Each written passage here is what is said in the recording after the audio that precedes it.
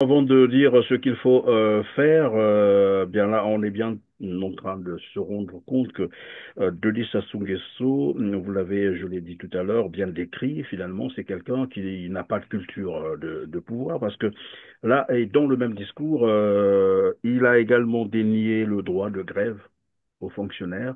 Où il qualifie ça de l'anarchie, voilà, c'est de l'anarchie que d'aller en grève, alors que les gens réclament des dizaines de mois d'arriérés de salaire non payés, qui est un droit, et ils savent que le Congo a l'argent, le Congo a le pétrole, le Congo a le bois, le Congo produit ou exporte désormais le gaz, le Congo a une façade maritime. Vous l'avez rappelé, nous avons le deuxième plus grand fleuve.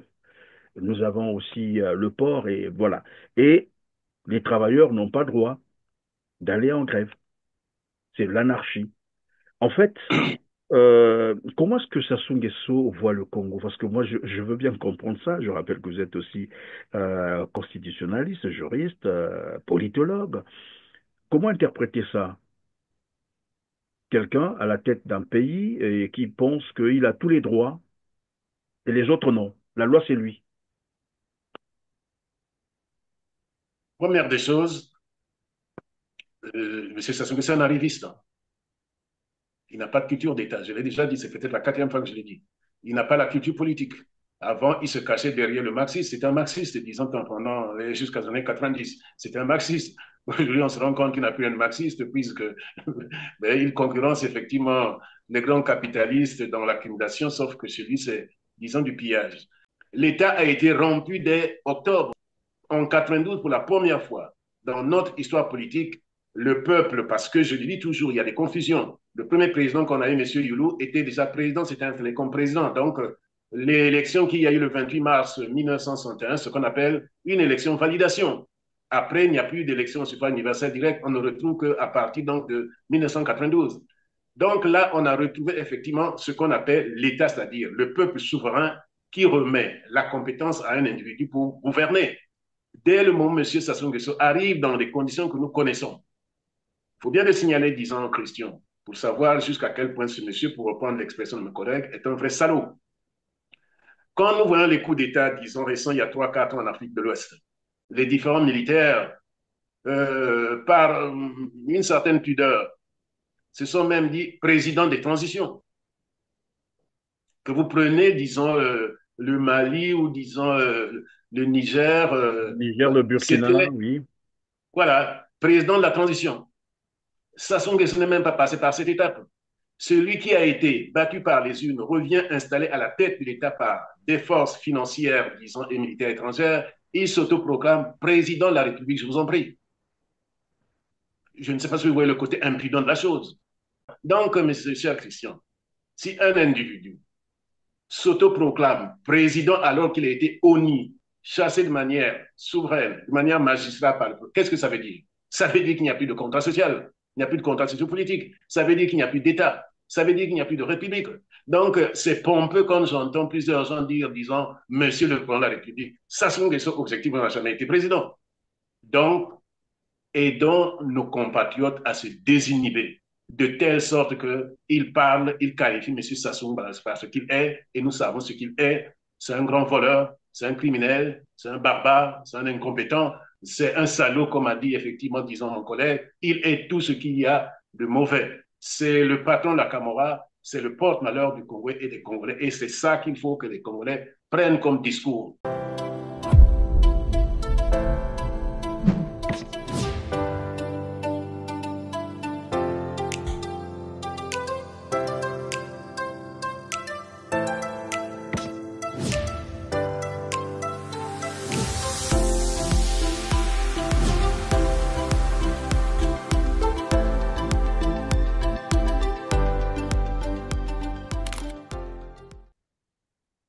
Bonjour, professeur Félix Bakoundampelé. Un réel plaisir de vous avoir encore sur le plateau R7 en ce début d'année 2025. Bonjour Christian Perrin, des meilleurs vœux et heureux de Merci. vous revoir en même temps. Merci beaucoup. Enseignant, chercheur, politologue, consultant, juriste, constitutionnaliste, en tout cas, merci d'avoir encore accepté notre invitation pour décrypter la situation socio-économique, financière et politique du Congo-Brazzaville. Ce petit pays très riche en pétrole, troisième producteur en Afrique subsaharienne, mais totalement ruiné, lourdement endetté. L'État, si tant est qu'il existe encore, est désormais incapable de faire face aux charges incompressibles. Deux ou trois éléments pour illustrer, bien entendu, le chaos dans lequel Denis Sassou Nguesso a plongé le Congo-Brazzaville après 42 ans de pouvoir, sans partage et de main de fer. Des fonctionnaires retraités accusent plus de 40 mois d'arriérés de pension impayés. Vous avez aussi les étudiants, donc l'élite de demain, qui totalise 4 ans de bourses impayées pour ceux qui sont bien entendu à l'étranger. Et certains fonctionnaires de l'État accusent jusqu'à 120 mois d'arriérés de salaire. Je dis bien 120 mois d'arriérés de salaire. À Dolisie, on parle de 76 mois d'arriérés de salaire impayés. Cela peut paraître, j'allais dire, comique, mais c'est la réalité. Ce sont des faits, on peut les vérifier sur le terrain. La question, professeur Félix Bakundambele, comment sauver le Congo au Brazzaville? Un petit pays, je l'ai dit tout à l'heure, pourtant très riche, mais appauvri et ruiné par le régime Sassou Nguesso. Comment sauver le Congo Brazzaville? Merci pour la question, cher Christian. Comment sauver le Congo? C'est tout un livre. Disons quand même que c'est un remake, cher Christian. Nous sommes là sur du déjà vécu. Rappelons que ce n'est pas la première fois que M. Sassou Nguesso arrive au pouvoir. Rappelons qu'il est arrivé au pouvoir par coup d'État. Rappelons que c'est toute une foutitude de coup d'État avec lui. Voilà. Si on devrait compter parce que eh bien, hier, je m'étais amusé à faire un peu le tour, enfin, disons un peu d'historique. C'était pour me rendre compte que nous sommes à peu près au cinquième coup d'État avec M. Sassou Nguesso. Cinquième coup d'État. C'est-à-dire si on compte coup d'État Cinquième. militaire, coup d'État constitutionnel, coup d'État électoraux, bon voilà, au moins. Donc, rappelons pour la petite histoire que quand M. Sassou Nguesso est là, donc de 1969 à 1991, 92, de manière effective qu'il quitte le pouvoir, après avoir été effectivement battu de la manière, disons, la plus solennelle, la plus magistrale. Je rappelle toujours, M. Sassou Nguesso est l'un des rares dirigeants d'Afrique francophone à avoir été évacué dès le premier tour. Pourquoi il est sanctionné dès le premier tour? Mais pour la bonne et simple raison qu'il avait entraîné la banqueroute de l'État. Parfois, les gens l'oublient, mais sur la question. Et comme quoi, on se C'était la retrouve banqueroute de l'État. devant une situation similaire à celle des années 90, c'est ça. Tout à fait. Ce que je suis en train de dire, c'est du déjà vu. Et puisque nous sommes en Afrique où généralement les intérêts des gens de l'élite sont ailleurs, c'est-à-dire qu'on tire rarement les leçons des situations vécues. Dès ce moment, on aurait pu se dire, ce monsieur est inapte à diriger un État. Je le dis toujours sur la question. Monsieur Sassou Nguesso manque de culture d'État. Monsieur Sassou Nguesso manque de culture de droit. Ils pouvaient apprendre dans le tas, comme on dit, 40 ans, c'est quand même beaucoup au pouvoir. Eh bien, il y en a qui pourraient peut-être espérer par croyance, mais enfin, je pense que si, dès 91, c'est-à-dire au moment de la conférence nationale, on était allé, il y en a qui y étaient allés, sauf que ben, ce ne sont pas des acteurs politiques. Mais je veux dire que pour ceux qui, moi-même j'étais tout jeune à ce moment-là, enfin j'étais un jeune enseignant, mais enfin, quand on regardait, on savait que les causes étaient intrinsèques à la personne. Cher Christian, on ne peut pas, disons, tenter de dire comment s'en sortir sans voir les causes. C'est ça. Pourquoi on en est là? Pourquoi on en est là? On en est là pour la bonne et simple raison que, pour les raisons d'ailleurs que je venais donc effectivement, disons, de rappeler, c'est-à-dire que l'incapacité, disons, notoire magistrale de M. Sassou Nguesso à diriger un État, mais aussi parce que les raisons pour lesquelles, disons, M. Sassou Nguesso est là, disons, est à la tête de notre pays, n'ont rien à voir avec les ambitions habituelles d'un dirigeant. M. Sassou Nguesso est là pour des raisons autres que celles qui, généralement, animent un dirigeant, un chef d'État. M. Sassou Nguesso est là, d'abord, pour son égocentrisme, vous m'excusez. Ensuite, parce qu'il est là pour satisfaire les intérêts qui n'ont rien à voir avec les intérêts des Congolais. Et d'ailleurs, son mode de retour au pouvoir, disons, rend compte de tout. M. Sassou Nguesso est replacé à la tête de notre État par des forces armées et des forces financières étrangères. Rien que ça, c'est significatif. Oui, mais professeur Félix Bakounapelé, vous avez dit tout à l'heure, vous avez évoqué quelque chose. C'est vrai que vous n'avez pas donné trop de précision, vous n'avez pas été beaucoup plus explicite. Il y a qu'à voir comment est-ce qu'il a été ramené au pouvoir. Ça veut dire que Denis Sassou Nguesso est là pour servir les intérêts étrangers, c'est-à-dire des multinationales qui l'ont ramené au pouvoir. Mais lorsqu'on le ramène au pouvoir, malgré la manière ceux qui le ramènent au pouvoir espéraient quand même quelque chose, que c'est quelqu'un qui aurait, bon, probablement tiré des leçons et puis euh, faire beaucoup mieux qu'avant. Or, maintenant, on se rend compte, et j'insiste là-dessus parce que généralement, lorsqu'on parle de Sassou Nguesso, délinquant, Sassou Nguesso inapte aux fonctions de chef de l'État. Après, on vous pose la question, on vous dit, mais écoutez, vous allez trop loin, tentez quand même, il y a ce qu'on appellerait un peu les raisons d'usage. Non, il faut peut-être rappeler à ceux qui nous suivent que sous Sassou Nguesso, on a dilapidé quand même 14 000 milliards de francs CFA. C'est 26 milliards de dollars. Ils font des garanties des générations futures. Sous Sassou Nguesso, lui-même a annoncé dernièrement qu'on volait 6 milliards chaque année des bourses des étudiants, mais il n'annonce pas, il ne dit pas qui est l'auteur, ça il ne le dit pas. Et sous Sassou Nguesso, c'est quand même 70% de la population sous le seuil de pauvreté à moins d'1 dollar. Et sous Sassou Nguesso, nous le savons, tous ces scandales économiques, financiers, et lui-même est parfois cité. Il y a même un reportage qui le met en cause où, voilà, où on dit expressement que, bon voilà, l'argent du pétrole est détourné au profit de la famille Sassou Nguesso. Pour nous, l'enquête de Libération ce jeudi sur le détournement de la manne pétrolière du Congo-Brazzaville, l'un des pays Hélène les plus pauvres du monde. Des centaines de milliers d'euros, de millions d'euros évaporés dans ce qui s'apparente au pillage de tout un pays où le revenu moyen par habitant n'atteint pas 5 euros par jour.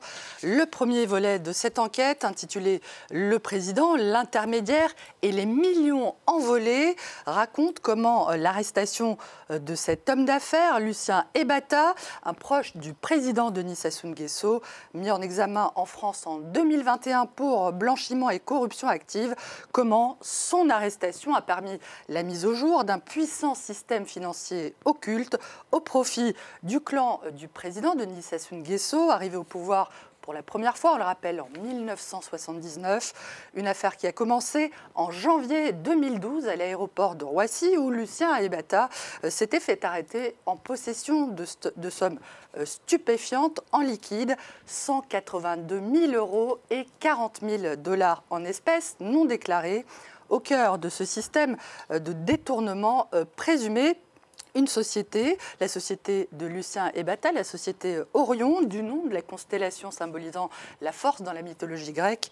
Une entreprise moins poétiquement immatriculée aux Seychelles avec l'aide du cabinet d'avocats Mossack Fonseca, un nom qui vous dit sans doute quelque chose puisqu'il s'agit de la société qui s'est retrouvée au cœur du scandale d'évasion fiscale des Panama Papers. S'agissant d'Orion, donc, Libé affirme que cette société a alimenté des dépenses somptuaires, des dizaines de milliers d'euros de cadeaux achetés dans des boutiques de luxe sur les Champs-Élysées, jusqu'à des mouvements de cash pouvant atteindre des millions d'euros à Paris et à Monaco. Libération évoque une affaire qui résonne avec celle des biens mal acquis, dans laquelle, on s'en souvient, des membres du clan de Denis Sassou Nguesso sont soupçonnés de s'être constitués des patrimoines illicites en France grâce à des détournements de fonds publics.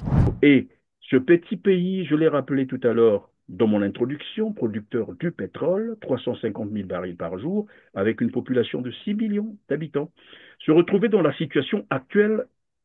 Je rappelle tout ça, c'est pour que les gens comprennent qui est réellement Sassou Nguesso. Alors, mais avant de continuer, professeur, je vais vous proposer un reportage qui résume en sorte, peut-être ce que je viens de dire, mais en quelques mots, et puis on revient sur le plateau pour que vous nous disiez ce que vous pensez de ce reportage. Suivez. Soki Nzambete, Kasito Kufakala. Cette expression, traduite en français par « sans l'assistance de Dieu, nous serions morts depuis longtemps », est devenue un soupir de soulagement quotidien pour de nombreux Congolais. Elle reflète à la fois la résignation et le désenchantement d'un peuple qui, pour la majorité, a cessé de croire aux promesses gouvernementales. Pierre Nguedi, universitaire, résume ce sentiment avec une métaphore marquante. Attendre l'accomplissement des promesses du gouvernement, c'est comme attendre un train à une gare routière, ou même espérer voir une mère poule allaiter ses poussins. Une phrase brève, mais d'une profondeur accablante. Dans les hôpitaux, une simple ordonnance de 2000 francs CFA peut sceller le sort d'un malade, tant le système sanitaire est défaillant. À qui faire confiance? Dieu et les dieux sont désormais les ultimes refuges pour bon nombre de Congolais.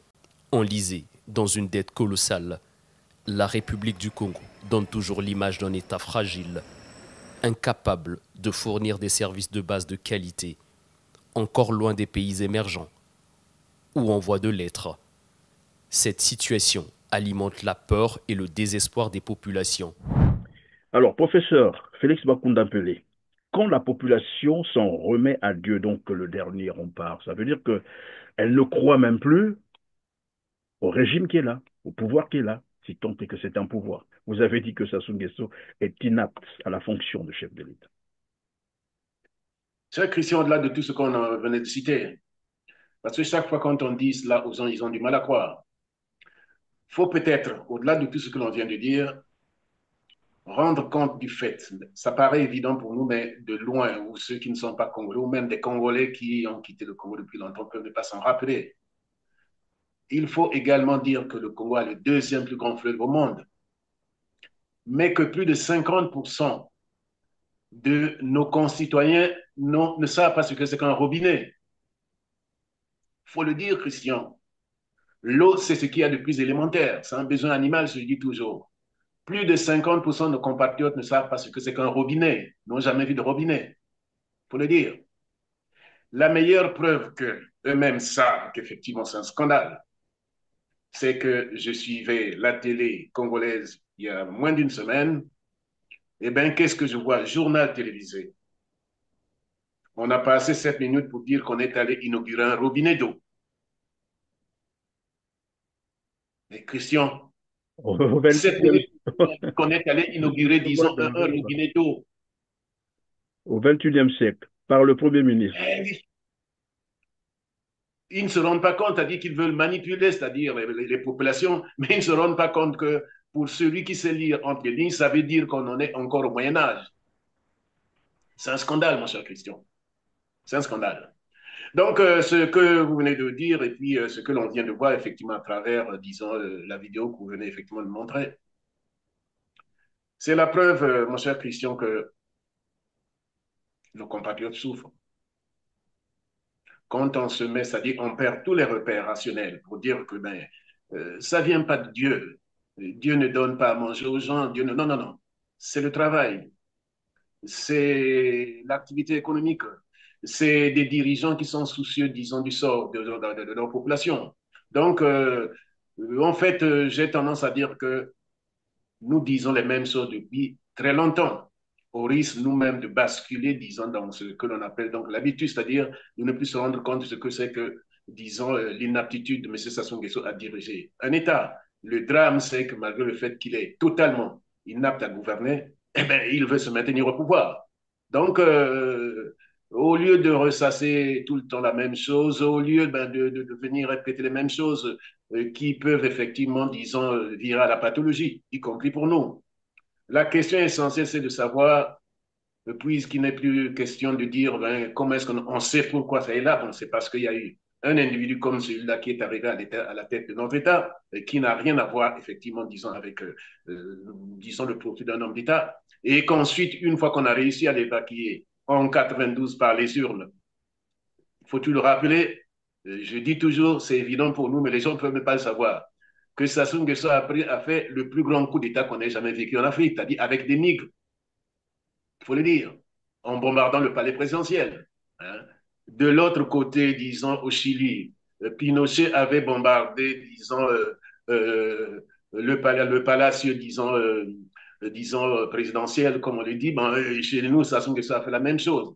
Donc, c'est quand même le coup, disons, le coup d'État le plus extraordinaire pour dire à quel point, effectivement, cet individu est habité par des démons. Et Et là, quand il peut-être, arrive, professeur Félix Macounda-Pelé, lorsque vous rappelez l'intervention de l'armée étrangère, enfin, des armées étrangères, c'est l'armée de l'Angola. Et donc, lorsqu'on bombarde le palais présidentiel, ce sont des MiG, c'est-à-dire les avions de chasse de l'armée angolaise, qui tout à soutenaient fait, le coup d'État, qui ont bombardé le palais présidentiel au tout à fait. Congo-Brazzaville. Et ça, c'est Sassou Nguesso qui le fait avec ses amis. Il faut le dire. Pourquoi Christian? Parce qu'il y a toujours un risque, quand on connaît soi-même les choses, de ne pas se rendre compte que... Pourquoi je suis en train de rappeler ça? C'est vraiment pour l'anecdote. Vous savez, la dernière fois, quand, disons le 28 octobre, quand vous m'avez interviewé, j'ai dit que M. Sassou Nguesso est un gangster. Et un collègue, disons, ancien doyen de la faculté de droit, disons, de l'université occidentale, qui me suit souvent, me joint et puis par mail me dit, mais écoute Félix, je te suis toujours, tu le sais, mais est-ce que cela ne réduit pas effectivement, disons, tes interventions quand tu utilises des termes comme ça? Et moi, je dis, ben voilà, c'est pas compliqué. Ben, je vous envoie deux, trois documents. Cher Christian, quand ce collègue regarde les documents que je lui ai envoyés, il me rappelle pour me dire, mais Félix, ce n'est pas un gangster. M'excusez, mais pour l'authenticité, je rappelle son expression. Il me dit non, ce monsieur, c'est un salaud, sa place, c'est pas la tête de l'État. Ah, j'ai dit, mais vous allez plus loin que moi. Il dit non, mais Félix, je ne connaissais pas tout. Ce que je veux dire par là, Christian, c'est que nous avons un problème dans ce pays, mais qui peut s'expliquer psychologiquement. Quand un phénomène perdure, il se normalise, il devient ordinaire. C'est ça le problème qu'on a dans ce pays. C'est-à-dire qu'on ne dit pas exactement ce que c'est que Sassou Nguesso parce que on s'est habitué, disons, à la bêtise. Une anecdote, je vais dire un exemple, Christian. Si vous avez une très belle maison et que ben, vous prenez, disons, un meuble sale, vous le mettez sur la table basse, au bout d'un mois, vous habituez à ça, y compris ses odeurs. C'est quelqu'un qui viendra d'ailleurs qui va dire, mais enfin, monsieur Ferrand, vous avez un très beau salon, mais enfin, qu'est-ce que ce meuble sale et puis on fait sur votre table basse? Voilà où est-ce qu'on en est au Congo. On ne se Oui, mais, rend pas compte. professeur Félix Macounda-Pelé, tout à l'heure vous avez dit, votre collègue hein, vous a appelé pour dire, bah, attendez, quand vous dites gangster, bah, encore que lui dit c'est un salaud, et vous avez dit que vous lui avez envoyé quelques éléments qui lui ont permis évidemment de déduire que finalement c'est un salaud. Est-ce qu'on peut savoir c'était quoi concrètement ce que vous lui avez envoyé? Oui. Premièrement, je lui ai envoyé donc, disons, les extraits de, disons, la conquête du pouvoir par Sassou Nguesso. J'ai envoyé ça. Je lui ai envoyé, disons cet extrait de l'ancien patron d'Elf, Alain Chalandon, qui explique que, ben oui, Sassou Nguesso venait de faire son coup d'État, et puis moi, je l'ai appelé, et puis ben, on s'est retrouvés, et ben il dit, on a beaucoup profité, ben vraiment, ça a été de mieux en mieux. Il a des chiffres, quand il voit dans les chiffres, il dit, mais enfin, c'est lui qui me dit dans le détail, disons, de la conversation qu'on a eue, mais enfin. Mais les Congolais tirent le diable par la queue, mon cher Félix. Mais en attendant, Elf, qui est déjà une multinationale parmi les multinationales au monde, se réjouit, disons, de s'être enrichi sur le dos du Congo et des Congolais. Il me dit, lui, me dit, Félix, vous ne vous rendez pas compte à quel degré vous êtes. Donc, Christian, la leçon que j'en tire par rapport à cela, c'est quoi? Nous ne pouvons pas faire des propositions, ce qu'il faut faire pour nous en sortir, sans bien décrire le profil de M. Sassou Nguesso. Moi, j'ai été choqué par ce jeune homme, disons, un de nos compatriotes qui est interviewé par, disons, une chaîne, disons, que les Congolais connaissent, puisque la grande majorité l'ont vu, de 24 ans, M. Paca, si je ne me trompe pas, qui, avec toute la candeur, avec toute la bonne foi, s'est mis à dire que Monsieur le Président, je ne suis pas un opposant, ben voilà, mais voilà, il est temps de quitter. Ça fait mal au cœur, Christian. Non, mais Parce peut-être que, qu'il est tellement jeune aussi qu'il ne connaît pas concrètement qui est Denis naturellement, Sassou c'est pour ça Nguesso. que je parle du candeur. Parce que c'est oublier qu'il y a eu des milliers d'individus qui ont déjà dit la même chose. Mais il est jeune, enfin, rétroagissons, c'est-à-dire 2015. 2015, c'est-à-dire quand M. Sassou Nguesso a changé la Constitution. Je vais dire, disons, pour remplir. Mais moi, j'ai lu, disons, plusieurs articles, disons que M. Sassou Nguesso ploie sous le poids, disons, de lettres ouvertes pour lui dire que non, il faut arrêter. 2015, aujourd'hui, ça fait 9-10 ans. 9-10 ans. Donc, c'est un exemple pour dire que ce monsieur, disons, je vais dire, j'ai déjà utilisé l'expression, c'est le porte-malheur du Congo et des Congolais. Parce que, effectivement, devant les difficultés, disons, de nos compatriotes, devant cette situation où, effectivement, disons, l'éducation qui est quand même, je vais dire, disons, l'épine dorsale pour un pays, y compris pour son avenir, soit dans cet état. Que, ben oui, vous avez vous-même cité dès le départ la situation, disons, des retraités, les fonctionnaires, qu'on soit dans cet état et que ce monsieur dise encore qu'il faut remplir. Bon. Donc, tout ça, Christian, c'est pour dire quoi? Il faut peut-être tout rappeler parce que, ben, effectivement, ceux qui peuvent nous écouter, un peu comme on vient de faire, c'est-à-dire résumer pour dire quelles sont les évidences dans notre pays. Mais la question essentielle aujourd'hui, c'est de dire comment s'en sortir, qu'est-ce qu'il faut faire. C'est ça la question essentielle. Voilà. Le profil, on connaît. Le cynisme, on connaît. Le pillage, on connaît. Les crimes, on connaît. Je vais dire, disons, le Congo, c'est devenu, disons, notre mur de lamentation pour la grande majorité. Mais nos autorités, c'est-à-dire M. Sassou Nguesso, et les malfaiteurs, ceux qui se présentent comme l'élite, les malfaiteurs qui le suivent, s'en fichent. Il faut bien le dire, Christian. Ils s'en Oui, fichent. le professeur Et ce Félix qui compte, Bakunda c'est Pelé, lorsque vous venez de rappeler tout à l'heure cynisme, vol, détournement et tout ce que vous avez cité pour décrire évidemment ce qu'est Denis Sassou Nguesso, et là j'ai bien envie de vous poser la question de savoir est-ce que réellement la République existe encore au Congo-Brazzaville ou l'État existe encore parce que qui dit République dit aussi respect des lois, des règlements de la République. L'État est bien constitué, c'est un peuple, c'est un gouvernement. Est-ce que le Congo, l'État existe encore au Congo-Brazzaville? Christian, l'État, c'est quoi? L'État, c'est un contrat entre les gouvernants et les gouvernés. C'est ça, je ne veux pas me lancer, disons, dans, je veux dire, les débats, disons, c'est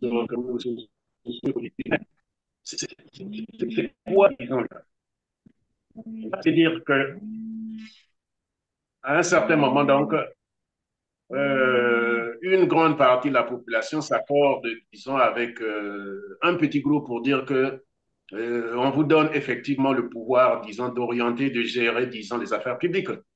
C'est ça. Et ça repose, disons, sur une théorie que, à peu près, disons, la grande majorité connaît, même ceux qui n'ont pas fait, je vais dire, de sciences politiques, sur le principe de la souveraineté populaire. C'est ça, c'est-à-dire que le peuple, c'est le souverain et il délègue effectivement, disons, les pouvoirs à un petit groupe d'individus, disons, pour effectivement, en quelque sorte, gérer les affaires de l'État. Quand je dis que non, il n'y a pas de république, il n'y a plus d'État au Congo avec Sassou Nguesso, c'est quoi?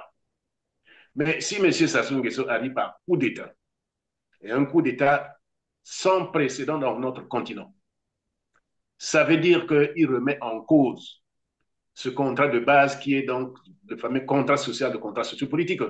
Ça veut dire qu'il renverse les choses. Ce n'est plus la souveraineté du peuple, mais c'est la souveraineté du président, c'est la souveraineté du despote.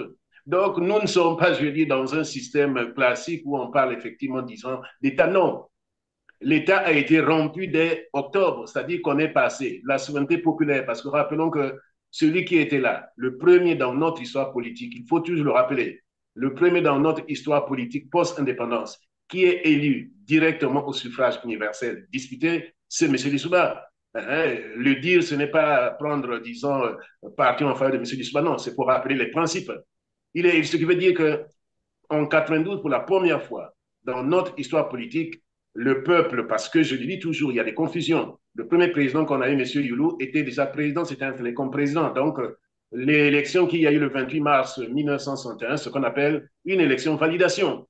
Après, il n'y a plus d'élection au suffrage universel direct. On ne retrouve qu'à partir donc, de 1992. Donc là, on a retrouvé effectivement ce qu'on appelle l'État, c'est-à-dire le peuple souverain qui remet la compétence à un individu pour gouverner. Dès le moment où M. Sassou Nguesso arrive dans les conditions que nous connaissons, il faut bien le signaler, disant Christian, pour savoir jusqu'à quel point ce monsieur, pour reprendre l'expression de mes collègues, est un vrai salaud. Quand nous voyons les coups d'État, disons, récents, il y a 3-4 ans en Afrique de l'Ouest, les différents, disons, putschistes, on peut les appeler ainsi, les différents militaires, par une certaine pudeur, se sont même dit président des transitions. Que vous prenez, disons, le Mali ou, disons, le Niger, Niger, le Burkina, oui. Voilà, président de la transition. Sassou Nguesso n'est même pas passé par cette étape. Celui qui a été battu par les urnes revient installé à la tête de l'État par des forces financières, disons, et militaires étrangères. Il s'autoproclame président de la République, je vous en prie. Je ne sais pas si vous voyez le côté impudent de la chose. Donc, monsieur cher Christian, si un individu s'autoproclame président alors qu'il a été honni, chassé de manière souveraine, de manière magistrale par le peuple, qu'est-ce que ça veut dire? Ça veut dire qu'il n'y a plus de contrat social, il n'y a plus de contrat sociopolitique, ça veut dire qu'il n'y a plus d'État, ça veut dire qu'il n'y a plus de République. Donc, c'est pompeux quand j'entends plusieurs gens dire, disons, Monsieur le Président de la République, Sassou Nguesso, objectivement, n'a jamais été président. Vous êtes en train de dire le fait de s'être emparé du pouvoir par la force, voilà, il n'est pas légitime. Par la barbarie, il faut dire par la barbarie. Par la barbarie, voilà, c'est le terme qu'il faut peut-être utiliser, et ça veut dire qu'il n'est pas légitime, voilà, il n'est pas légal. Et vous dites, c'est l'appeler président de la République, en réalité, ça ne correspond pas. Comment l'appeler alors? C'est là tout Puisqu'il le a la problème, tête d'un Christian. pays. On va y arriver. Oui, il y a des petits termes qui sortent là, disons, depuis qu'on a commencé. Moi, j'avais dit c'est un gangster et c'est facile à voir. Un individu qui prend des armées étrangères pour venir mater, pour venir humilier, pour venir, je vais dire, disons, massacrer ces populations. Je Et ne puis sais pas comment ruiner tout un pays, voilà, c'est ça, ouais. ruiner tout un pays. Et puis, ils s'en fichent. Ben voilà. Donc, là, moi, j'avais dit, ben écoutez, c'est un gangster parce que tous les ingrédients sont là pour dire que c'est un gangster. Ce collègue me dit, non, Félix, le terme que tu utilises, c'est un euphémisme. Ce monsieur, c'est un salaud. Je ne sais pas pourquoi vous le gardez la tête l'État. Donc, il y a une deuxième expression. Mais l'expression littéraire, c'est un barbare. Voilà, comme ça. Mais tout sauf président de la République, puisque le premier geste qu'il a posé lui-même, c'était de casser, c'était de brûler et l'État et la République. Donc, pourquoi peut-on dire chef d'État? Vous voyez bien qu'il y a un problème, objectivement. Un garçon qui est au collège peut connaître, peut comprendre ça. Si le premier geste que pose une personne qui a été rejetée par la population, quand il arrive, c'est de casser l'État, c'est de casser le contrat social, c'est de s'autoproclamer président de la République, je vous en prie. Vous voyez que là, il y a un problème, il y a une incongruité, je vais dire, monstrueuse. Ce n'est pas le président de la République puisqu'il vient de tuer la République. Ce n'est pas le chef de l'État puisqu'il vient, disons, d'étrangler l'État. Il faut donc trouver autre chose. Donc, autre chose que ça, et de ne l'avoir pas fait dès le départ. Moi, je l'ai fait. Depuis longtemps, je dis, sauf si je parle d'un texte pour dire pour la République, mais je n'ai jamais appelé Sassou Nguesso pour la République. Je vais dire, disons, de par ma formation, mais également de par ma conséquence, je vais dire, ça me donnerait des migraines. Donc, pour moi, je l'appelle à la limite quand on veut rester plus ou moins, parce que tout le monde n'est pas censé connaître, parce que dès le moment où sort une expression, vous-même, disons, on dit, mais quelle légèreté. Bon, je peux dire chef de l'État, parce que chef de l'État, ça veut dire celui qui a la tête de l'État sans forcément être élu. Donc, chef de l'État, ça passe. Mais dans la réalité des choses, c'est, monsieur Sassou Nguesso, c'est un barbare. Il faut bien le dire, Christian.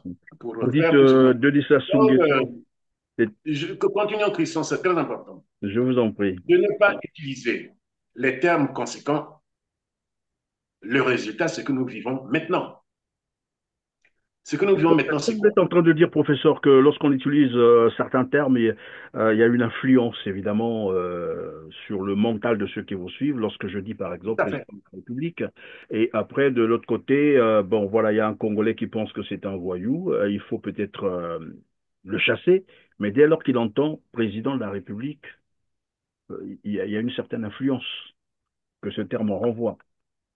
Cher Christian, les croyants en ce terme, à peu près, disons, entrer, si l'on veut, effectivement, disons dans la vérité populaire, aide-toi et Dieu t'aidera. Mais Christian, les Congolais aiment bien se plaindre pour dire oui, on ne nous aide pas, je dis par rapport notamment à l'étranger et tout. Mais Christian, si vous appelez un individu Monsieur le Président, mais ceux qui vous entendent disent, mais enfin, vous ne pouvez pas nous demander de venir, disons, sauf pour leurs intérêts personnels. Vous ne pouvez pas nous demander de venir déloger votre président alors que vous l'appelez président, c'est-à-dire que vous-même vous le légitimez. Je pense qu'on peut voir la contradiction. Si c'est un président de la République, c'est-à-dire c'est quelqu'un qui est à la tête d'une République, ben vous n'allez pas demander à quelqu'un de venir déloger pour la République. Ce jeune garçon dont j'ai parlé, vous voyez la contradiction macroscopique là. Il dit, monsieur le président de la République, je ne suis pas un président, mais enfin, il n'est pas un président de la République. L'influence dont vous venez vous-même de faire état et que je veux relever, c'est quoi, Christian? Mine de rien, nous avons au Congo, ben, je vais dire, une éducation chrétienne. Il y a également, disons, nos principes ancestraux, c'est-à-dire l'aîné, c'est-à-dire, voilà, c'est-à-dire la politesse. Christian, est-ce que les gens peuvent se rendre compte, disons, de la grande contradiction, je vais dire, l'ambiguïté dans laquelle se retrouvent nos plus jeunes gens? Ben, ils savent, parce que quand ces jeunes en parlent, mais enfin, je vais dire, c'est populaire aujourd'hui, c'est-à-dire que les Congolais essaient de parler, mais il faut que ça aille plus loin. La difficulté dans laquelle ils se trouvent, c'est laquelle? Mais enfin, ils sont conditionnés, je vais dire, disons, par le respect. C'est universel, un président de la République, ça demande du respect. Mais en même temps, ils se rendent compte que concrètement, il ne le vaut pas. Donc voilà, je veux dire, l'ambiguïté dans laquelle ils se retrouvent. Comment, disons, aller, je veux dire, disons, se mobiliser, cracher, parce que c'est ce qu'il faut. C'est ce qu'il faut. Mais comment cracher? Comment, je veux dire, disons, balayer un individu à qui, spontanément, disons, vous exprimez du respect, monsieur le président de la République? C'est là le problème. Oh, Christian, qu'est-ce qu'il nous faut? Parce que je sais, parce que M. Sassou Nguesso lui-même le sait, parce que les malfaiteurs qui sont autour de lui le savent, vous le savez.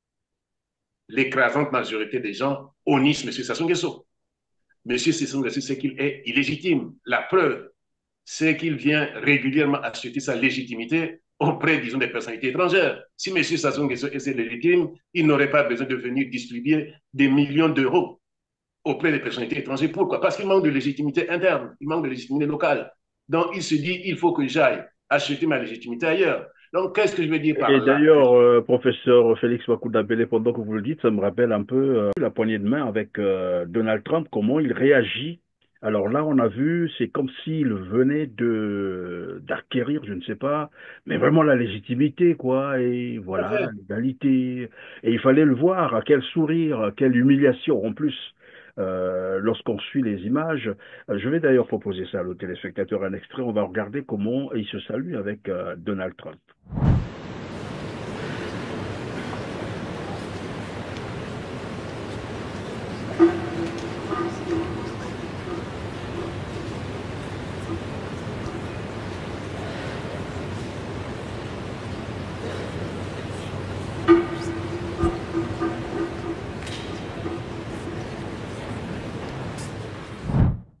Voilà, alors Félix Bakudabele, vous disiez tout à l'heure qu'il vient chercher sa légitimité en Occident. Et là, on l'a vu, la poignée de main avec Donald Trump, comment il réagit, comme pour dire, bah, écoutez, vous me voyez là, je suis légitime, donc voilà, c'est suffisant. Des gouvernants marionnettes sans pouvoir réel de décision, dont la légitimité est parfois importée. À partir d'un simple constat, la corruption, ce que le pape François qualifie de cancer social, est généralisée. L'âpreté aux gains frauduleux, le tribalisme, la justice sélective, l'esprit de haine et de vengeance, le jeu trouble de la classe politique, en grande amitié hier, divisée aujourd'hui, la fraude électorale. Oui, souvent, les enfants trichent à l'école, les parents trichent en politique. Nous notons l'arrogance, le mensonge, la violence et les crimes. Oui, les crimes sous toutes les formes, même en mode silencieux. Le développement effectué en morceaux choisis, en reconnaissance aux militants dociles ou en représailles aux localités insoumises. Voilà. Ça montre tout le profil de ce monsieur, cher Christian. Tout le profil. Monsieur Sassou Nguesso est un être fragile. Monsieur Sassou Nguesso est un être complexé. C'est ça notre drame, Christian. Rien que garder le pouvoir pendant 41 ans, sans être capable d'offrir à sa population, à ses concitoyens, les besoins les plus élémentaires, c'est un drame. Mais il ne le voit pas. Pourquoi? Et d'ailleurs, on peut se poser la question de savoir pourquoi il s'est retrouvé là.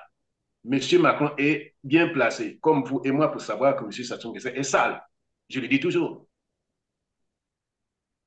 Les conditions d'arrivée de monsieur Sassou Nguesso au pouvoir sont connues par toutes les autorités françaises. Et pourquoi monsieur Macron nous exhibe cet individu devant le monde entier alors qu'il n'a pas sa place? J'ai suivi sur les réseaux sociaux, il y en a qui se sont posé des questions pour une raison simple. Enfin, au moins deux, globalement. Pour des raisons géopolitiques et puis pour des raisons liées à la personnalité de M. Sassou Nguesso. Les raisons géopolitiques, c'est quoi? On a remarqué qu'aujourd'hui, la France est en train de perdre pied en Afrique. Et donc, un peu comme M. Hollande avait fait en 2015, M. Macron dit, il faut aller réactiver donc, en quelque sorte, les vieux crocodiles pour tenter de sauver ce qui peut encore être sauvé. Voilà la raison pour laquelle, effectivement, M. Macron appelle un individu comme celui-là. Quand demain, on dira, mais écoutez, voilà, disons, tout ce que ce monsieur arrive, il va dire, ah ben oui, on ne savait pas. Oui, ça trompera, disons, de petits hommes, mais pas des gens qui se connaissent. L'Élysée connaît, M. Macron connaît exactement le profil de M. Sassou Nguesso.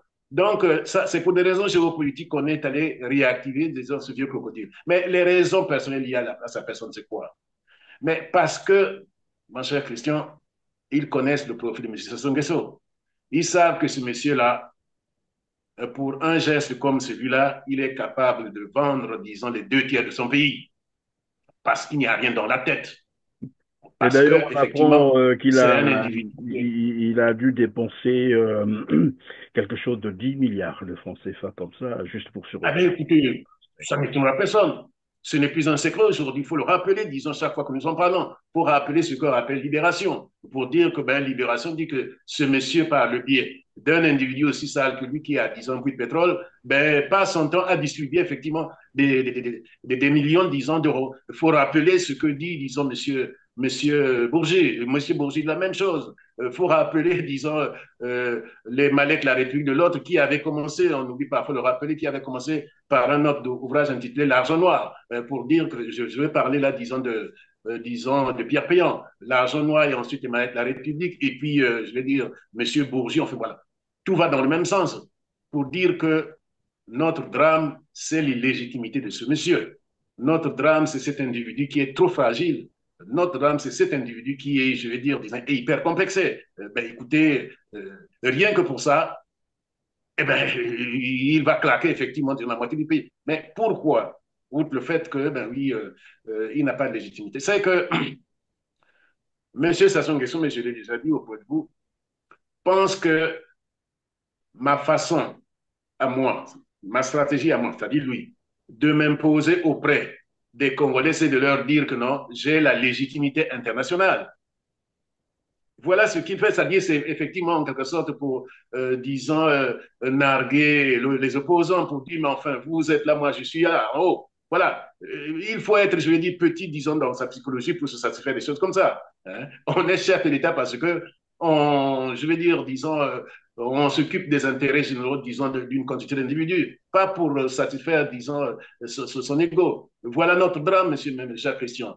Vous savez, moi, Bien sûr, même s'il se dit être légitime à l'étranger, comme on l'a vu d'ailleurs tout à l'heure, le problème c'est que, c'est comme vous l'avez dit, personne n'ignore qui est Denis Sassou Nguesso, même ses partenaires, ses soutiens savent qui est Denis Sassou Nguesso.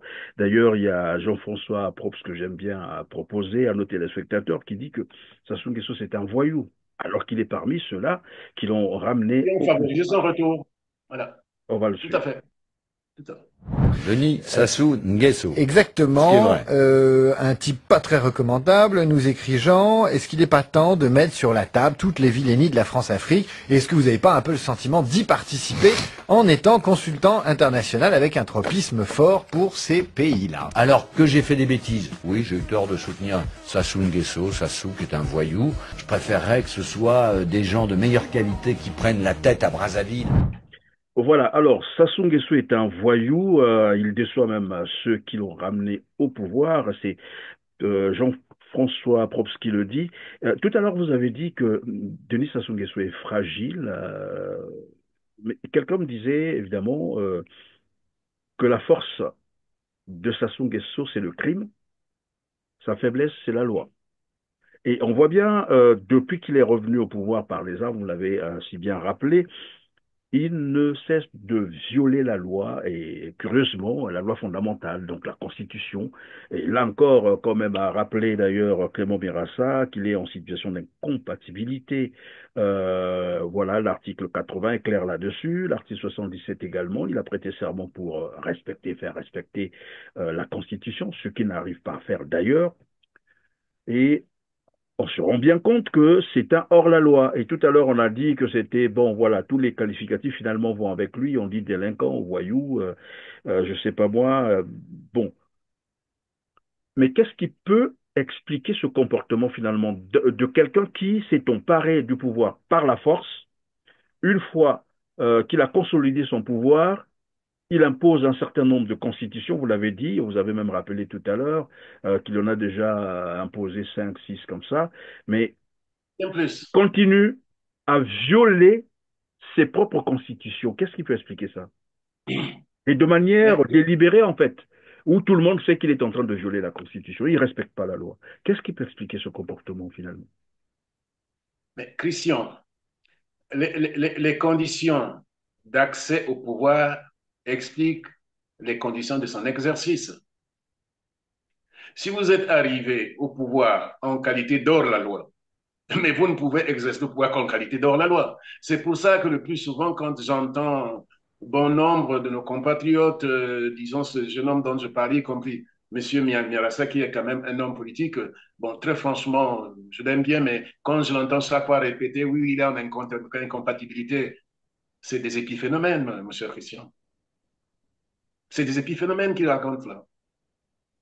Si quelqu'un, pas une fois, pas deux fois, fois trois fois, a jeté la Constitution à la poubelle, ben, pour nous qui sommes des juristes, la Constitution, c'est la norme suprême. Ben, je vais dire, disons, s'il a pu, je vais dire étrangler la Constitution, ben, je vais dire, disons, la loi, c'est l'enfance de l'art, c'est-à-dire que c'est beaucoup plus facile à faire encore. Donc, ça n'a totalement aucun sens. Je viens de dire, monsieur Sassou Nguesso n'a pas la culture de l'État. Donc, Christian, c'est les mêmes choses. En 77, Ngwabi est là, ben écoutez, Ngwabi est tué. Bon, j'ai encore vu ressurgir ce débat-là, je me suis dit, bon voilà, c'est le Congo, hein, mais il y a de quoi devenir malade. 1967, quel que soit, je veux dire, disons, l'hypothèse que vous prenez, toutes les hypothèses reviennent à Sassou Nguesso. De façon directe ou indirecte, Marien Ngwabi, c'est une victime de Sassou Nguesso. Je l'ai déjà dit, ce n'est pas, disons, pour bifurquer sur un autre sujet, mais c'est en quelque sorte, disons, pour consolider l'idée que nous avons déjà soulevée, selon laquelle ce monsieur, c'est un barbare. Monsieur Sassou Nguesso est ministre de la Sécurité, de la Défense et de la Sécurité. Donc, le premier responsable, quand, disons, Marien Ngwabi décède, le premier responsable, c'est lui. Il ne rend pas compte. Deuxième, disons, élément, eh ben, qu'est-ce qu'il fait? Ben, écoutez, il prend la conscience, il la jette à la poubelle, tout en se disant, je suis le continuateur de Marien Ngwabi. Tu ne peux pas être le continuateur d'un individu et puis jeter sa conscience à la poubelle. Deuxième élément. Troisième élément, il élimine tous les témoins. Hein? Pourquoi il élimine les témoins? Les témoins, disons, immédiats. Eh bien, voilà, c'est cela. Quatrième élément, tout le monde sait, moi j'étais en seconde pendant cette période, le Congo, Marien Ngwabi principalement, est dans une tension, je vais dire, disons, extrême avec Elf. Et quand ça arrive, la première chose qu'il fait, c'est remettre le pétrole, disons, du Congo au patron d'Elf. Monsieur Alain Chalandon, dont je vous ai parlé, rencontre la situation, il faut cette fois faire passer. Monsieur Alain Chalandon dit que non, Sassou Nguesso vient de faire son coup d'État et quand il arrive, ben, je renvoie ma carte de visite, ben, tout marche. Nous faisons, disons, des surplus, mais vraiment tout est allé. Voilà. Donc, elle tire le meilleur des profits, le Congo plonge de plus en plus. Donc, ces éléments, pour ne citer que ceux-là, qui sont tous sauf mineurs, démontrent que Marien Gwabi, que Sassou Nguesso se présente comme mon frère et mon ami, c'est lui qui le dit auprès, disons, de M. Soudan, que c'est mon frère, c'est mon ami, et ça montre jusqu'à quel point, effectivement, cet individu est pire qu'un serpent, que son frère et ami Marien Gwabi, c'est sa victime. Mais voilà comment il... Donc, ces éléments-là Oui. qui sont tous... Il a beau dire frère ou ami, bon, enfin, Mario Gwabi c'est son frère, c'est son ami, mais nous avons après découvert quelque chose, mais j'allais dire là, c'est vraiment ahurissant parce que finalement, il a eu un enfant avec la femme de son ami et frère. Et ça, en Afrique, là je parle en africain. Peut-être que, bon, en Occident, ça peut passer. Mais en africain, lorsque tu vas avec la femme de ton frère, c'est même plus que du poison, c'est un crime impardonnable. Et celui qui vient s'afficher pour montrer tout cela, c'est lui-même, qui porte donc sa fille au mariage, et tout le monde voit, on en parle, ça passe dans la presse, ben, il est tranquille.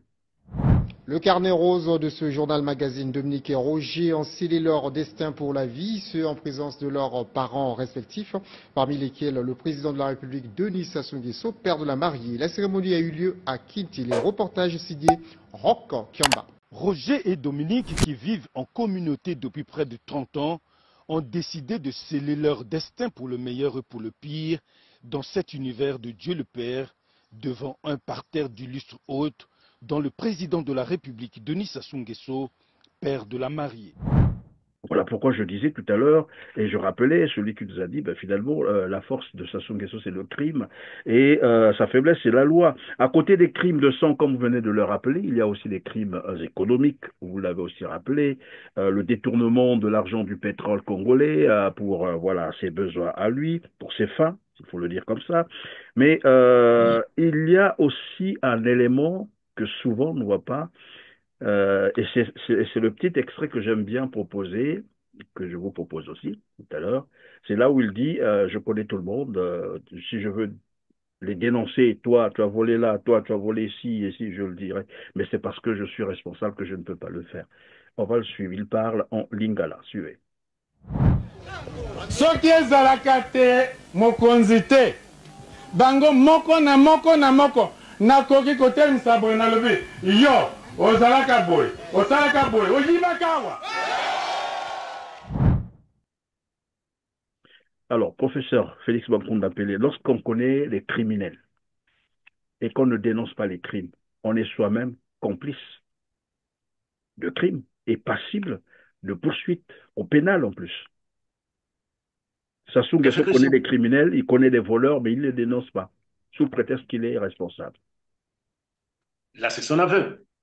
Mais nous le savons depuis longtemps, puisque, cher Christian, quand j'appelle tous ceux qui se disent de l'élite qui accompagnent Sassou Nguesso, quand je les appelle des malfaiteurs, au sens de la loi, je répète, je ne suis pas impoli, je suis bien éduqué. On appelle des gens qui effectivement commettent ce genre d'actes des malfaiteurs. Que vous prenez monsieur Makosso, qui est son premier ministre. Je l'ai encore entendu là, disant dans un extrait, il est reçu à Télé 5 Monde.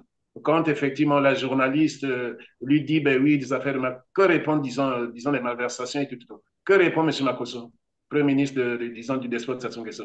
Que non, on n'a jamais porté plainte pour. Vous voyez comment il monte? Première chose d'abord, au niveau des procédures.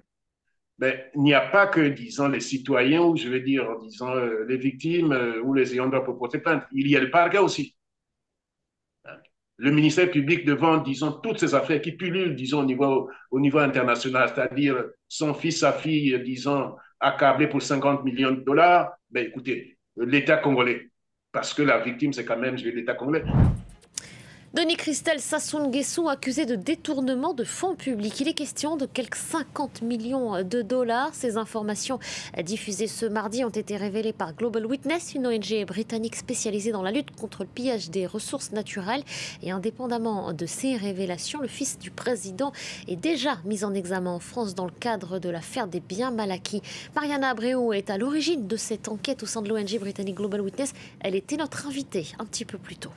J'ai travaillé sur cette enquête pendant une année et les documents examinés, ils viennent des extraits bancaires, des contrats, juridiques, et différents types de documents qui m'ont montré l'extorsion de plus d'un demi-milliard de dollars du trésor congolais et le transit des sommes de plus de 500 millions de dollars par des sociétés dans les États-Unis, les îles Vierges britanniques, avant d'atteindre les Chypres.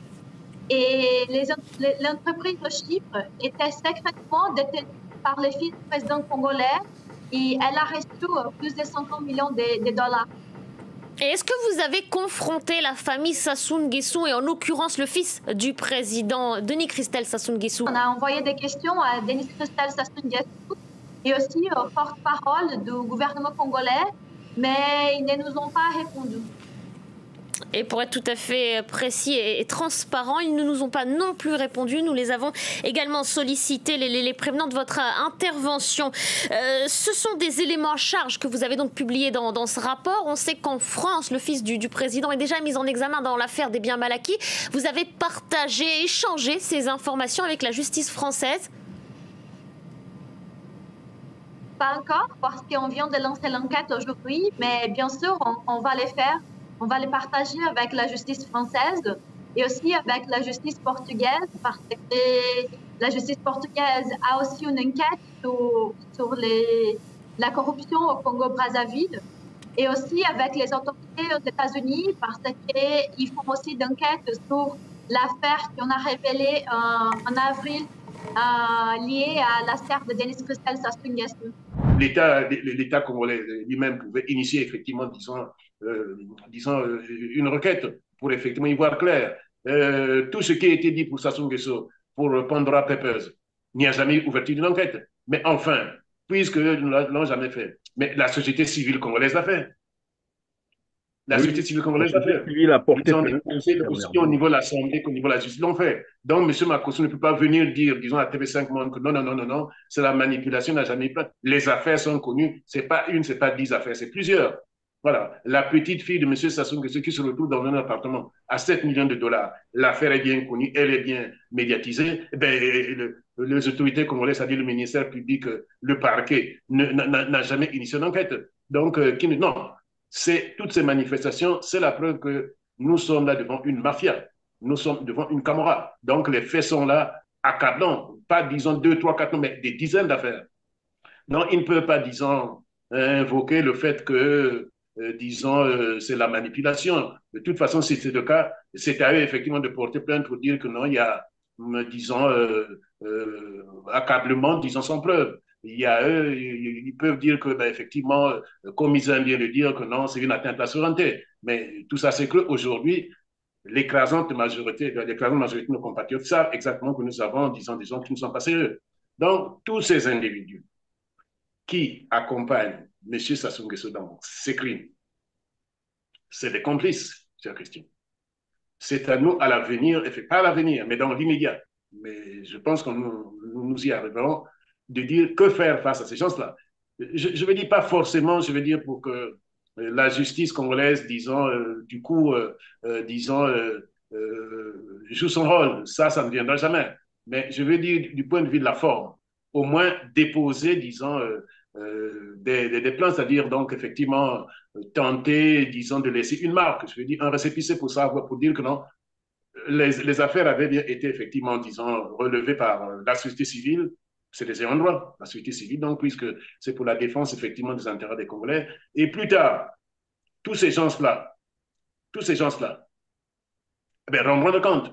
C'est pas rien parce que M. Sassou Nguesso s'en ira, mais disons, quand il s'en ira, ces gens-là suivront M. Sassou Nguesso. Il doit savoir que si on ne le fait pas maintenant, mais au moins ça viendra. Donc, eux, ils répondront puisque ils auront accompagné le crime dans ses différentes formes, c'est-à-dire crime humain, crime financier.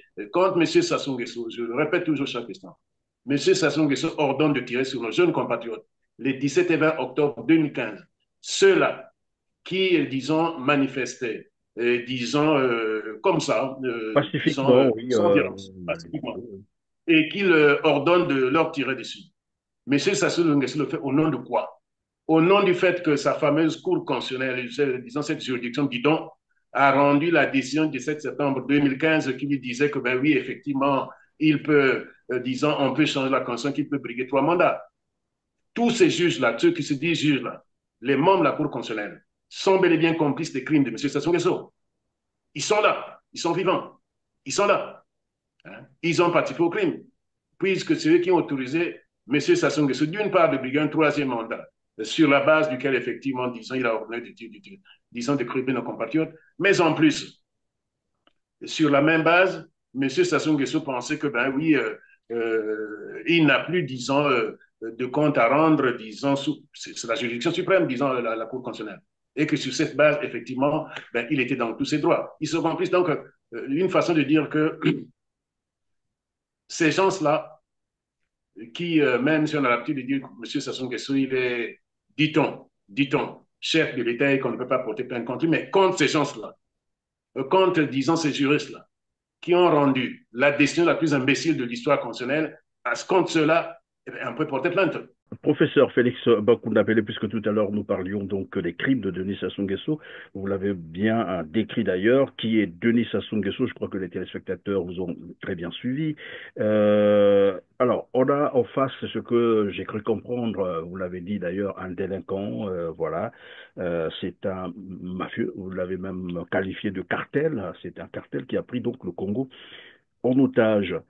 Et est-ce que c'est ce qui lui permet, puisqu'il ne respecte pas la loi, il ne respecte pas la Constitution et il sait qu'il a pris le pouvoir par les armes, il a des comptes à rendre à personne, est-ce que c'est ce qui lui permet également de menacer même la population, toute une population? Vous l'avez suivi le 28 novembre 2024, où il proférait des menaces contre la population congolaise, leur rappelant, remuant en fait le couteau pour les rappeler ce qui s'est passé dans les années 97, dites ça aux jeunes pour que, et vers la fin d'ailleurs, il prend, voilà, comme ça un dicton, je sais pas, africain, quelle que soit la force de la pluie, voilà, bref. Est-ce que c'est ce qui le met en assurance, où il peut proférer même des menaces à toute une population? Cher Christian, pour être honnête avec vous, je suis les discours de M. Sassou Nguesso. Mais je procède par recoupement, pour dire que non, bien que je ne l'ai pas su, parce que ça me crée toujours des démangeaisons. Donc, il dit que, ben oui, quelle que soit l'intensité de la pluie, ben, ça n'efface pas effectivement. Non, ça n'efface pas, disons, la peau de léopard. C'est quelque chose. La peau, disons, les taches de sa robe, voilà. Voilà. Il faut lui rappeler qu'en face de chez nous, on l'appelait donc, disons, le grand léopard. Ah. Voilà. Maréchal Mobutu Sese Seko. Voilà, Mobutu, c'est ce qu'on appelait le grand léopard. Donc, pour dire que, ben oui, le léopard, on a réussi quand même, disons, enfin, disons, ça contredit, disons, sa sagesse, disons qu'il a ramassé je ne sais où. Bon, donc, qu'est-ce que j'ai retenu de sa question? C'est un aveu de faiblesse. C'est un aveu de faiblesse.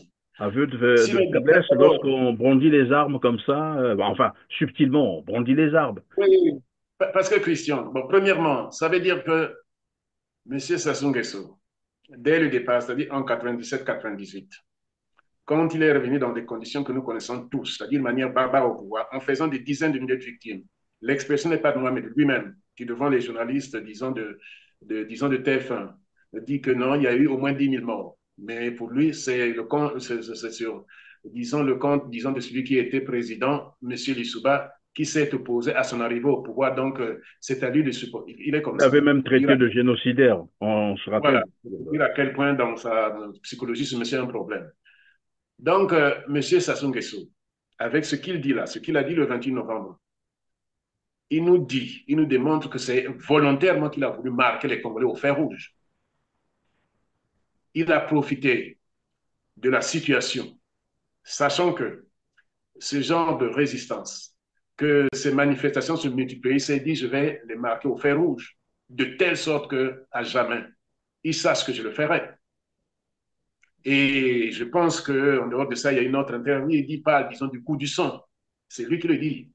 Il parle du goût du sang. Donc, la première leçon que l'on tire de ce qu'il a dit le 28 novembre, c'est que c'est volontairement que M. Sassou Nguesso a multiplié les crimes de telle sorte que les Congolais s'en rappellent de génération en génération. C'est la première leçon que l'on peut dire.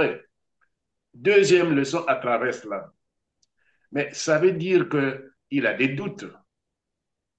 C'est-à-dire qu'il se dit que, eh ben, les Congolais, disons, peuvent, disons, résister et, disons, avoir raison de moi.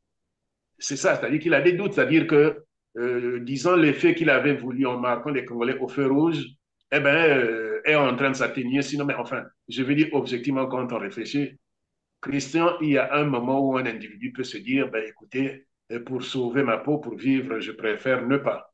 Mais quand il arrive à un certain degré, disons, de souffrance, disons, il se dit, ben voilà, après tout, je peux dire un peu comme, disons, pour les scientifiques, comme pour les médecins qui disent que non, il y a un moment où, disons, le médicament marche sur un microbe. Mais quand ça dure, ben, le microbe résiste également au médicament. Tout ça pour dire que non, si M. Sassou Nguesso a fondé son calcul pour rester longtemps au pouvoir, sur la base des crimes massifs, disons, répertoriés par toutes les organisations humanitaires internationales, s'il a fondé sur ça, il se trompe. Avant lui, il y a d'autres qui l'ont fait.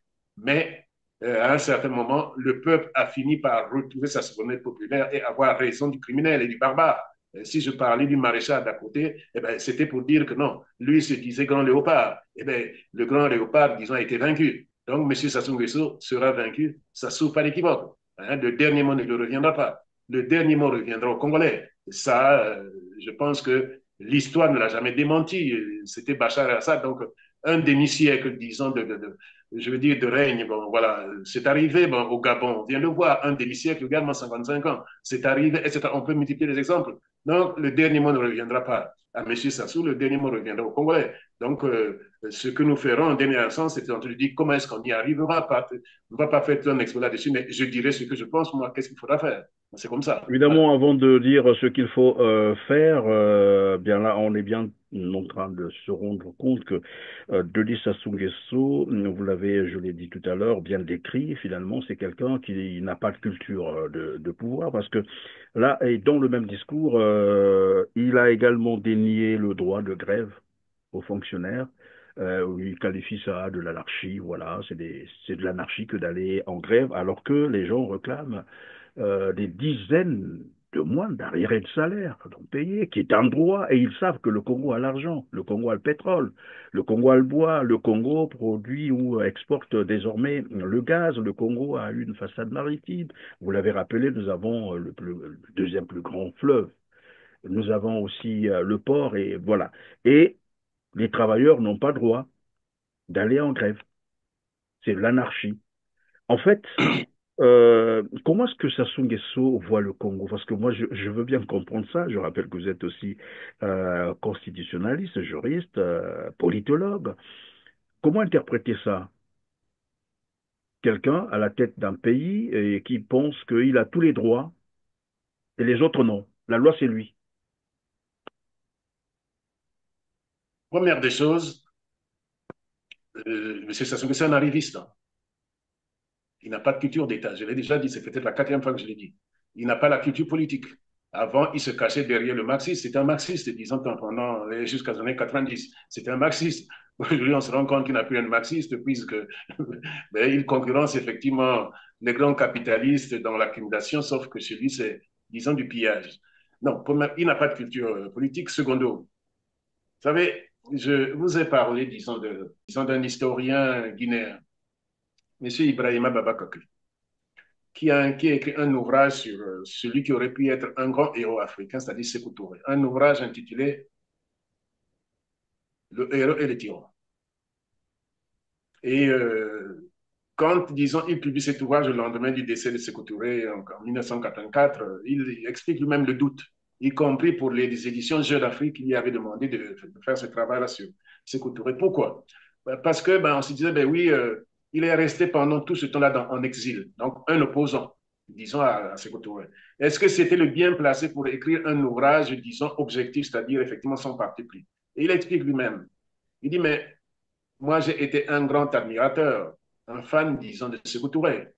Il dit, il était difficile pour la jeunesse qui était la nôtre, disons, de ne pas être, disons, de ne pas aduler un individu qui, le seul, effectivement, avait dit non aux colonisateurs. Donc, disons, Sékou Touré. Mais c'est progressivement que j'ai changé, il explique, et il dit ceci, qu'il s'était rendu compte que, c'est lui qui parle, le pouvoir était pour Sékou Touré ce que le jouet est pour un enfant de 4 et 5 ans. Que face, il était resté comme un gamin sur l'affaire du pouvoir, que personne ne pouvait y toucher. Personne. Vous savez, donc, un gamin de 4-5 ans, à Noël, le poids qu'on lui donne un jouet, y compris celui qui a donné le jouet. Si 10 ans, il essaie de toucher, l'enfant devient fou. Donc, il dit, voilà ce qu'était donc effectivement Sékou Touré. On peut dire la même chose de Sassou Nguesso. Chaque fois vous avez parlé, disons, qu'il refuse le droit de grève.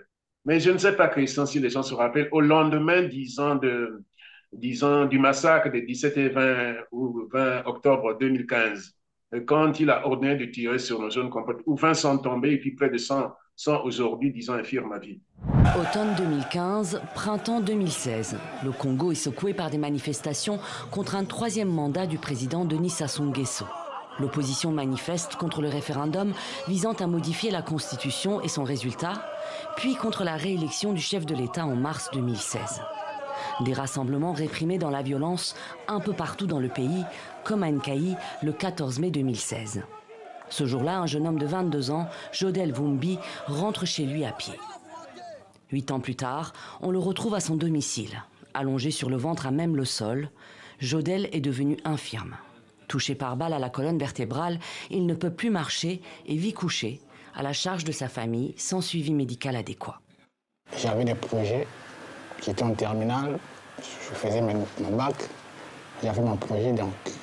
Et un jour, tous ces projets-là est remis en question. Au début, tu es en colère, tu te dis pourquoi moi, tout et tout, et puis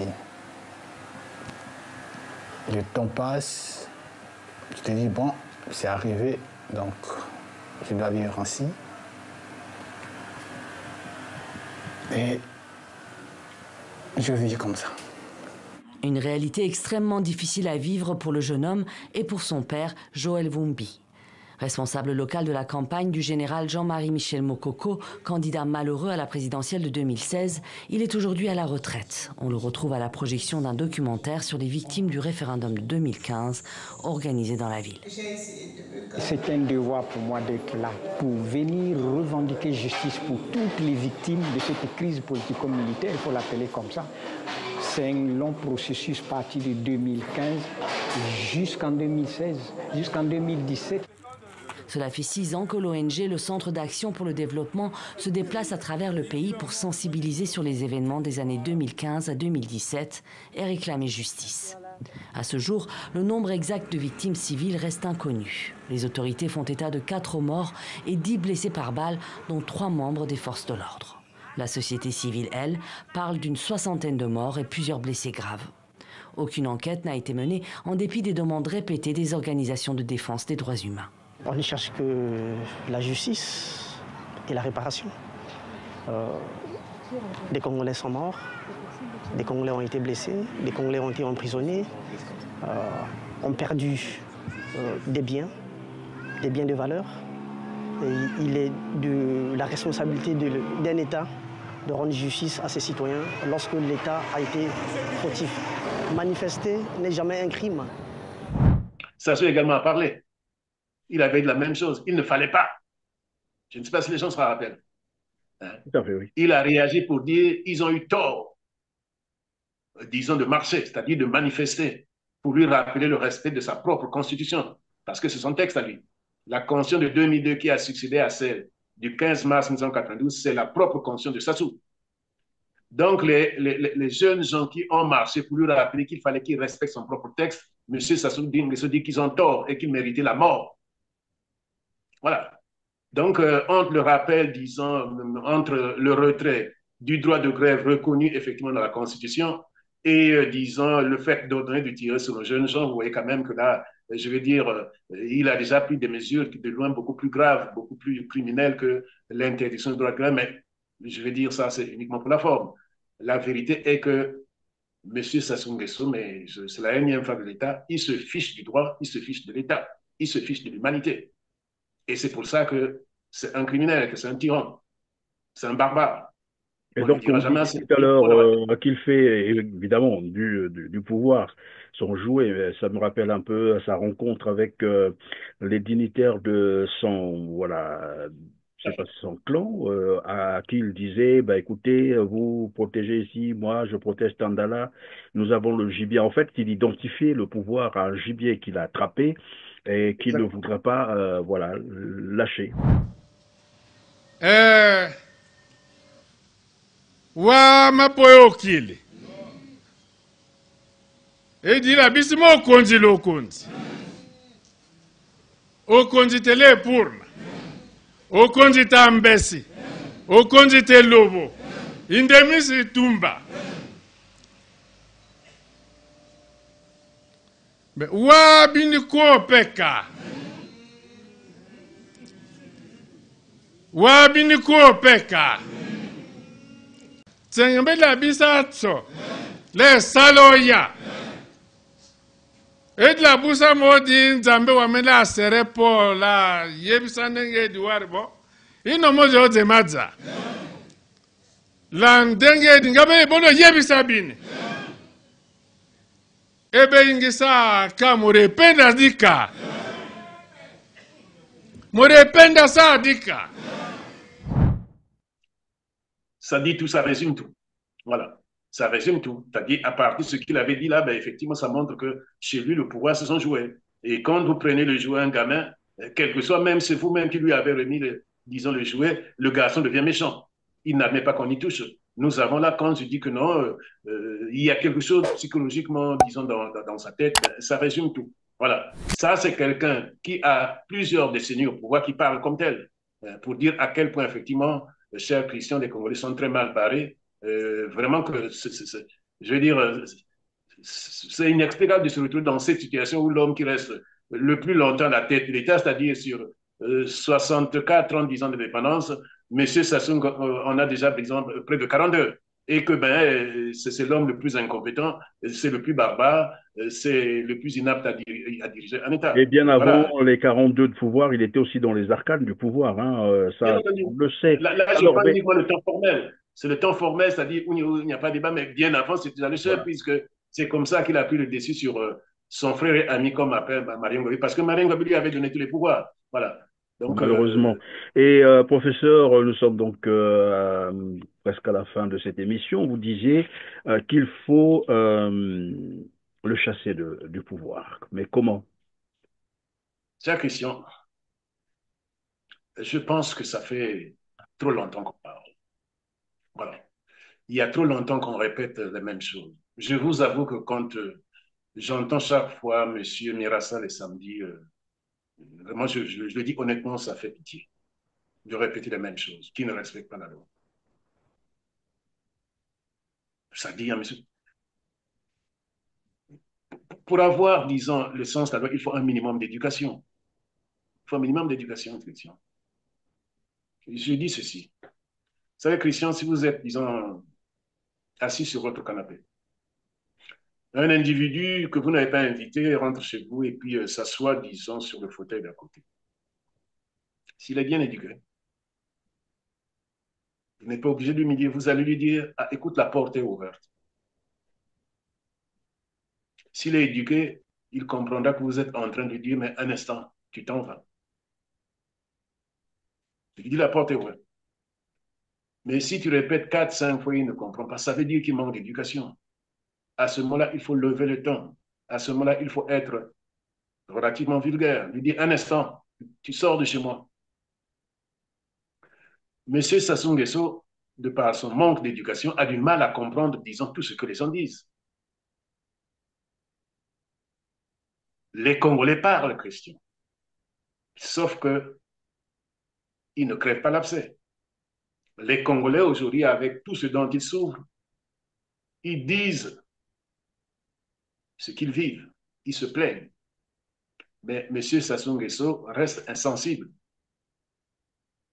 Nous avons là donc l'exemple, je veux dire, disons, le plus illustratif de quelqu'un qui est mal éduqué. M. Sassou Nguesso est dépourvu d'éducation. Christian, nous le disons, nous le répétons, les journaux du monde, tous les journaux français, je veux dire, tous les journaux français ont déjà parlé du cas congolais. Mais M. Sassou Nguesso est imperturbable. Ça ne gêne pas M. Sassou Nguesso que, ben oui, quand on dit il distribue des millions d'euros, c'est-à-dire des milliards de francs CFA, des dizaines de milliards. M. Sassou Nguesso, ça ne lui dit rien. Donc là, nous avons quand Oui, mais même... est-ce que ça veut dire, professeur, que le narratif utilisé soit par les opposants, les résistants, les Congolais, ne l'impressionne pas? Et c'est là où je vous posais la question. Qu'est-ce qu'il faut commencer à faire ou qu'est-ce qu'il avait fallu commencer à faire que les Congolais n'ont pas fait? Ça veut dire que les qualificatifs, l'attitude adoptée, le discours utilisé est inadapté par rapport, disons, au cas spécifique de M. Sassou Nguesso. C'est-à-dire, est-ce que vous pouvez être beaucoup plus explicite? Ça veut dire qu'il faut appeler un chat, Christian. Il faut appeler un chat.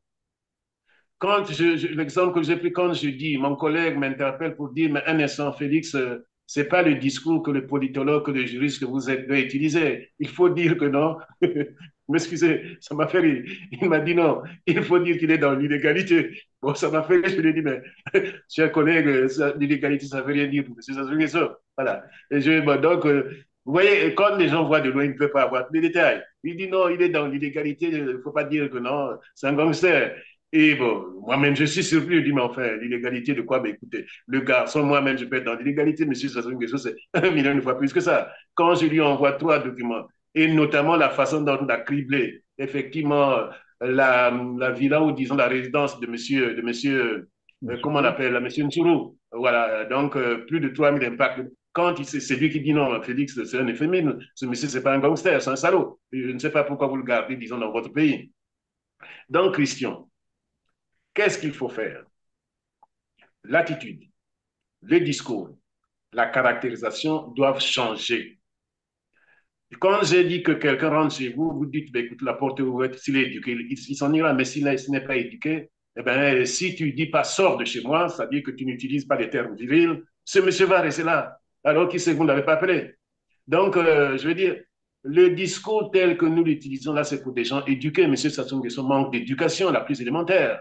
Parce qu'il faut manquer d'éducation pour revenir, disons, s'asseoir sur une chaise où on t'avait chassé. On t'a dit, bah, écoutez, le peuple, on lui dit, tu en vas, et puis lui, il revient, il rassoit sur la même chaise et puis se fait appeler pour la République.